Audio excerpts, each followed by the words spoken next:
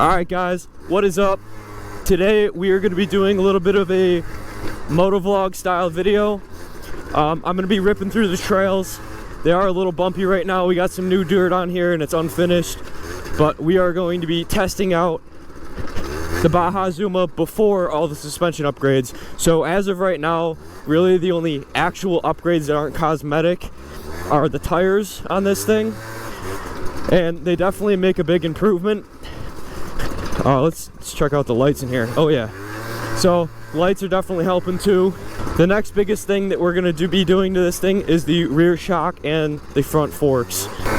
Now I kind of bombed through the trails on this thing a little bit over the weekend, and we are going to be doing an exhaust at some point too, because unfortunately it looks like our baffle has came loose on here.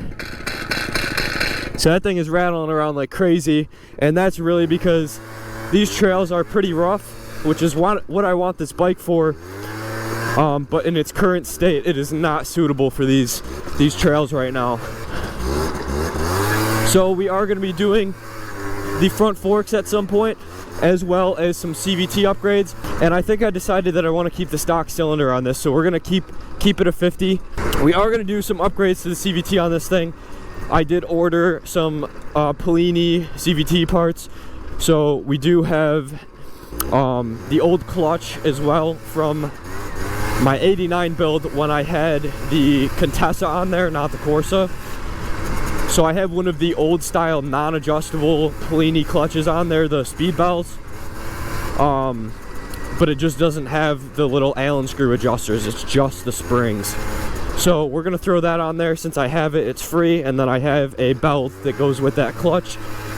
We might need to deglaze it a little bit, but we are gonna throw that on, and hopefully that'll give us a little more customization with the CVT setup. And I also did order a Wheelie variator, Wheelie high-speed variator for this too. Right now this thing, you know, it's bone stock ZUMA, so it's probably topping out probably 30-35 if I had to guess.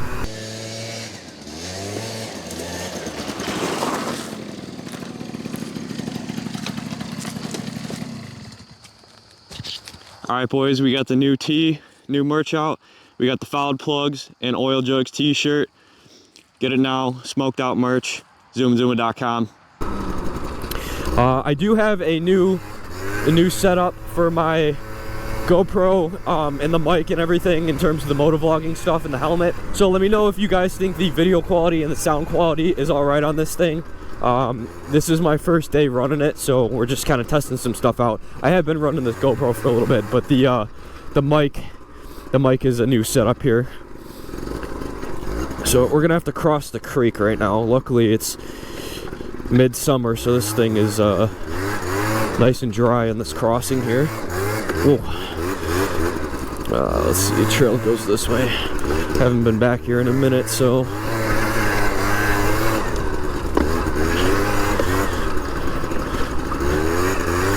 headlights are definitely nice on this thing. I do have my tinted visor on right now too, so I can't see too great in these woods. There really is not a whole lot of sunlight that gets back here.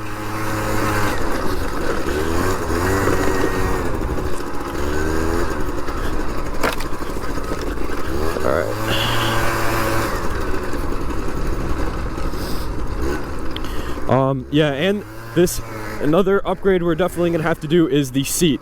So I don't know if somebody sprayed this seat with like silicone spray or something, but compared to other stock ZUMA seats that I've sat on, this thing is super slippery. It just like, I just immediately start sliding off the back. On the road it's a little easier because there's not as many bumps, but on the trails and in the grapes out here, it is like impossible to stay on this seat. So we are definitely going to do a Thrill Seeker seat cover on here. I might even see if somebody has or makes some taller seat foam or something, just to give it a little more cushion.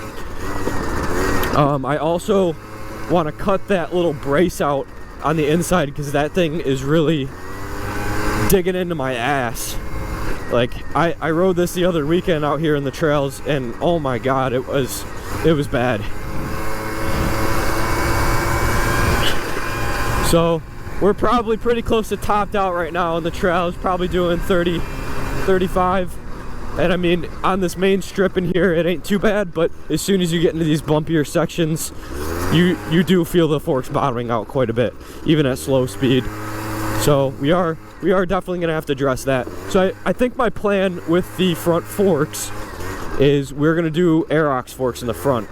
And not only are we gonna do Aerox forks, we're actually gonna do the stage 6 fully adjustable Aerox forks, because I think that's just gonna be the best replacement for this. Because even the even if I did like bug eye forks, which I think are a little taller, it's not going to give me the adjustability and the lift that I want. And all the NCY forks I think are actually make the bike sit lower than stock, which is not what I want, obviously. So with the stage 6 forks, what I've been reading and from the research I've been doing, it seems like we're going to get probably up to a 3-inch lift if I want to go that far, as well as 3 inches of travel. Now I believe these forks that come on the 01 and all the ones with the disc brakes, I believe these have 1.5 inches to 2 inches of travel on them. Well, this is really gonna put them to the test right here. This part of the trail is really rough right now. Oh boy. Oh man, this is bad. On the dirt bikes, this trail ain't too bad, but on this thing right now with the stock suspension, oh boy, it ain't good. It is rough.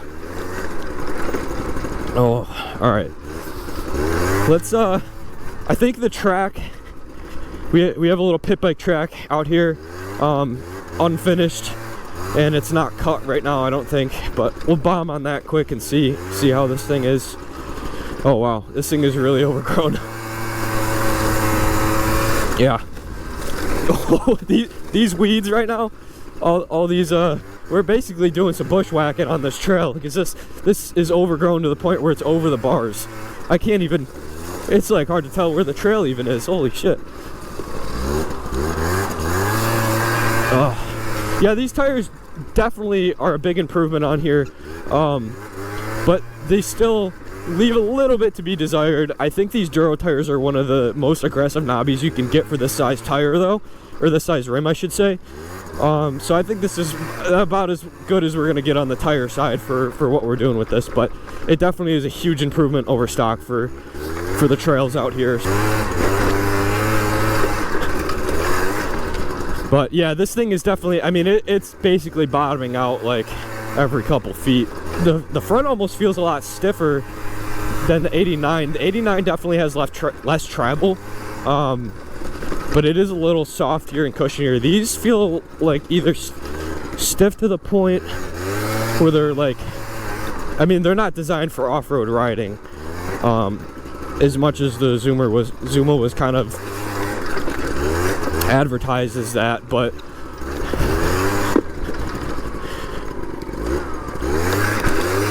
oh yeah, this is bumpy on this thing. So those stage 6 forks for the Aerox are about 400 bucks. I think they're going to be close to 500 shipped here, because I don't think I can get them from any retailers in the US. So they are going to be a little pricey, but the way I'm looking at it is I have not really spent that much on this bike so far, because the homie Colton hooked me up with some awesome parts. He gave me about 3 tote bins full of free stuff, so I hooked him up with some lights and some products and stuff like that. So that was very awesome of him. He just gave me a bunch of free stuff that he wasn't using on his prebug, and a lot of that I used on this bike to get it running. So I basically got it fixed up for free for really what I wanted it for.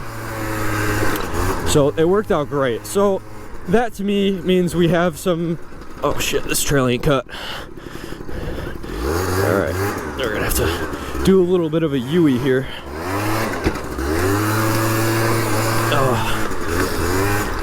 So that to me means that we have some extra money to spend on the suspension that I would have been spending fixing the brakes and the cluster and stuff like that.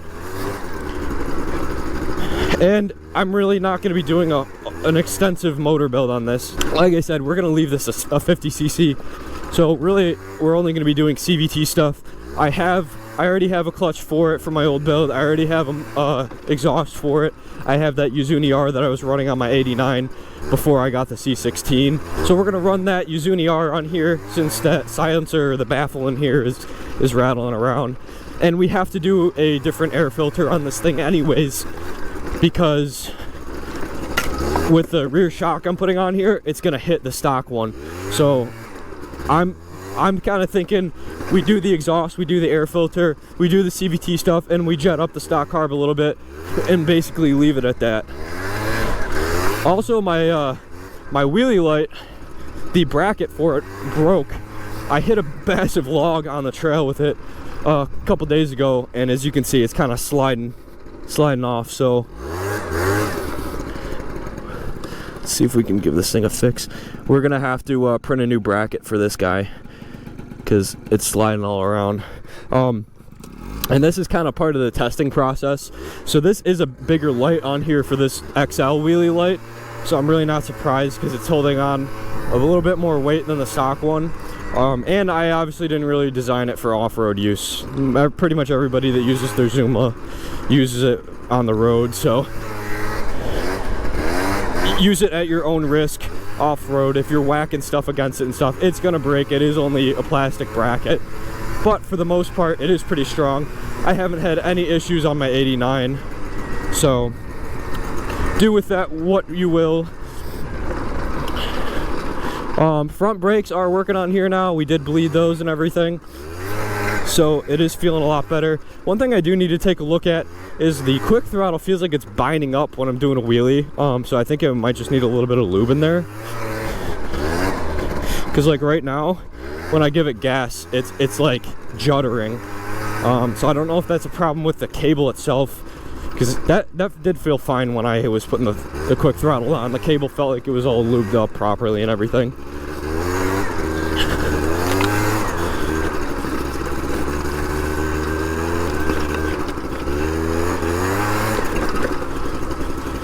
Yeah, these headlights definitely are awesome in these woods back here, because it gets, I mean, it's still daytime out right now, and it does get dark here in these woods with all that tree cover. So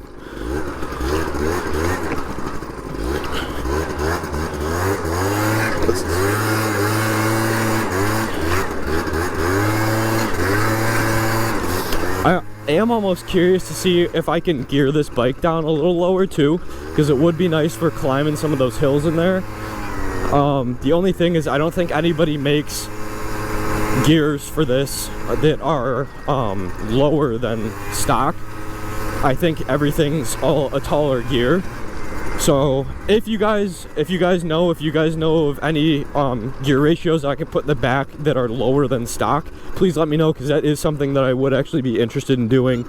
I think we are gonna head over to the wheelie spot up here and see if we can get some wheelies down on this guy, even though the seat is a little slippery, so I don't know how that's gonna be, but I want to see. So on my 89, I never had the stock OEM fender, the long fender. I cut it down because it was a little, I wanted to make it look a little nicer for the street build I was doing. So I never got the satisfaction of scraping a OEM ZUMA fender. So that is something that I want to do on this bike. We are going to leave the long fender on here too, obviously, because I don't want dirt flying up my back and stuff when we are ripping this thing on the trail. We're gonna go over here, do a little bit of wheelie practice, and see if we can get a scrape down.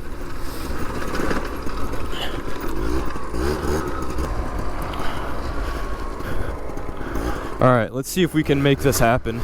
I haven't had any seat time on the ZUMA in over a year, either of my ZUMAs, because I blew my 89 up at the end of last season.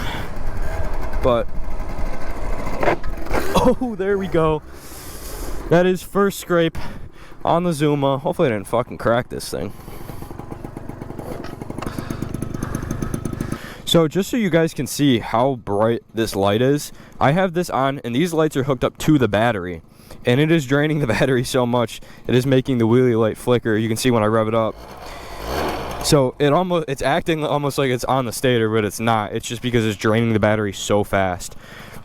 So this is why I'm probably not gonna sell these lights, because they are just draining way too much juice on this thing. I will say, guys, it does feel awesome to be back on the prebug. It really has almost been a year since I've been on it. Let's see if I can get a knee knocker in here.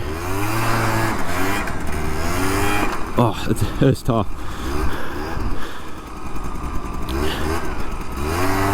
Definitely need more knee knocker practice.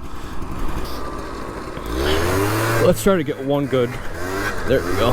Yeah, so I don't know if you guys can hear that. My quick throttle is squeaking so much, and it is like, as soon as I get up a wheelie and I'm pulling on it, it's like juddery when I turn it. So if something is binding in there, we're gonna have to take a look at that and see. Yeah, I don't know. So let's see. I don't know if you guys can hear this, but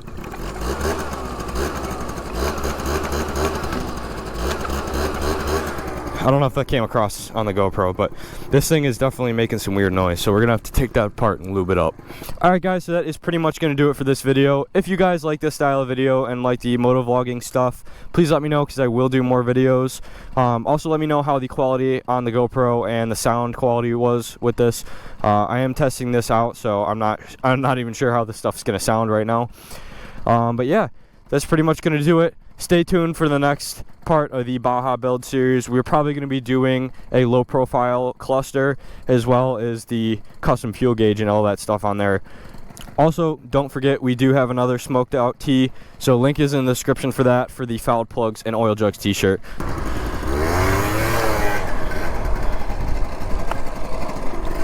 Alright guys, that is going to do it for this one. I'll catch you in the next video.